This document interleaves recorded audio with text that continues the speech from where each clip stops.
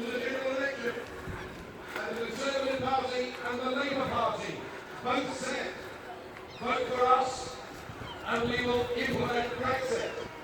Then 498 members of Parliament voted for Article 50, which said we would leave on the 29th of March at 11 p.m.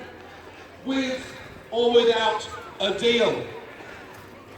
And we have now openly and willfully been betrayed by our government and by our political class, and we will not stand aside. We will not roll over. We will not let them get their way. We are fighting back.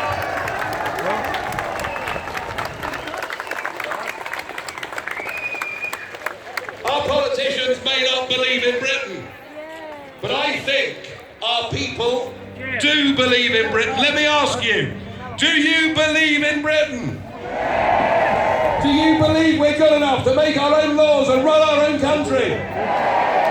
Do you believe that this political class, that these two parties, that Parliament now need to be swept aside and replaced by better people? Well, that is what we are going to do. That is what we intend to do. And I think the launch of the Brexit Party has been the most incredible, phenomenal success in the space of the last 2 weeks. And I'll tell you why.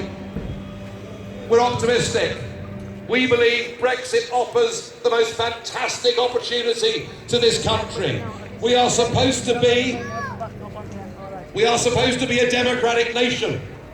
Indeed, Westminster has been known for centuries as being the mother of parliaments. And this campaign, this great battle upon which we're embarked, isn't just now about Brexit. It's about whether we are a democratic country and whether we have trust that exists between our leaders and between ordinary people. This campaign is about our standing in the world, about whether people respect us. I mean, can you imagine if in an African country an election had been overturned? There'd be uproar. We'd be calling for the United Nations to be sent in.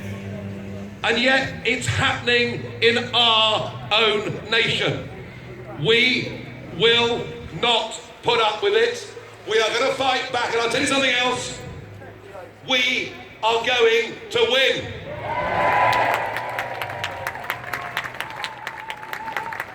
Brexit is an opportunity. I was asked earlier by a journalist, what would Brexit do for a town like Clacton? Well, Clacton, of course, is rather special. Clacton is the most patriotic and the most Eurosceptic town in the whole of this country. Well done, you. So what would Brexit do for Clacton? I'll tell you what it'd do. It'd make us proud of who we are as a nation once again, and you can't put a price on that. Pride is a really important thing. And June talked about jobs and fishing. Well, if you want to see what Brexit will do for Clacton, just look out there. It's called the North Sea, and half of it should be ours, not to be shared with the Dutch or the Danes or anybody else. It's ours. It's our birthright.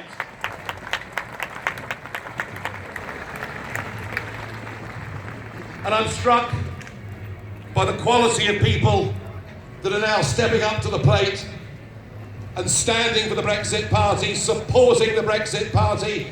If you'd said to me 2 months ago that Anne Widdecombe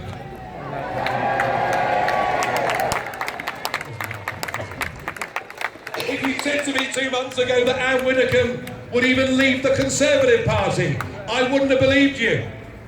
If you'd said to me last week that Anne Widdecombe would actually decide to stand as a candidate for the Brexit Party, I wouldn't have believed you. But that's the news today, and I think it is absolutely fantastic news that Anne Widdecombe has got principle. Anne Widdecombe has got guts. Anne Widdecombe has got courage. And it's not just her, of course. We have a rather famous sister of a Conservative Member of Parliament, by the name of Annunziata, who'll be standing for us in the East Midlands. But it's not just Conservatives that are coming to this cause, because you see, the issue of Brexit, the issue of whether we're to be a democratic nation, the issue of whether we're to be able to reach out across the world and choose our own friends. And I can't think, by the way, of a better place of starting to rebuild our friends in the world than to re-engage properly with that group of 52 countries who share with us a language, a history, a common legal system. Our real friends in the world, ladies and gentlemen, live and work in the Commonwealth. Let's re-engage with the Commonwealth. And while we're at it, perhaps we ought to think about re-engaging with another country in the world that is not part of the Commonwealth, but speaks English, with whom we have the closest ties economically, militarily, in intelligence sharing. We are the biggest investor in their country. They are the biggest investor in our country. And the sooner we're freed from being governed by Mr. Tusk,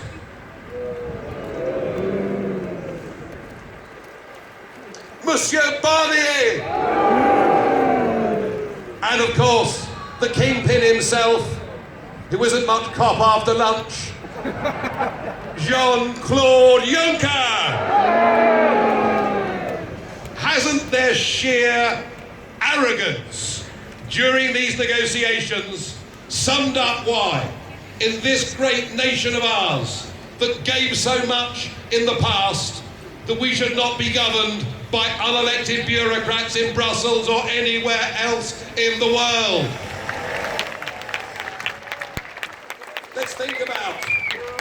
Let's pause for a moment and think about those generations that went before us.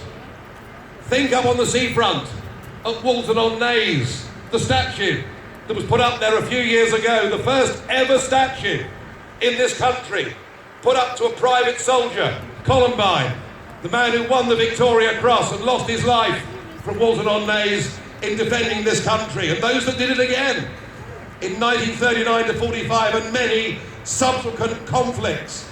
We made those sacrifices so that we and the rest of Europe could be free, proud, independent nations. And even if our politicians don't believe in it, surely, folks, you agree with me, we must honour them, give our children and grandchildren a start and be a free nation.